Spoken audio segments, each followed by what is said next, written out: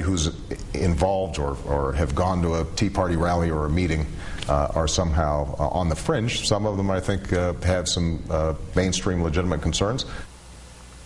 Well, you know, Mark, that's not fanning the flames. That's trying to understand, to disaggregate the people in those crowds. I mean, a lot of them are just there because they're upset about big government. That's an old Republican and old American concern, getting government too big. It's very homegrown and very normal, and I think healthy to be skeptical about the power of government.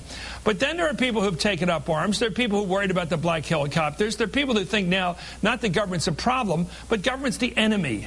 That it's foreign. It's almost like the old Kremlin wall. You know, they think of it as hostile. When did that start, Mark? Well, I think one could make the argument that that really began with Ronald Reagan and the description of the federal government as a kind of enemy. And it was very much ginned up through the decades by talk radio and so on. And we saw the first iteration, it seems to me, of real focused rage against the federal government in the 1990s, when the militia movement took that standard and brought it to new heights, or really depths.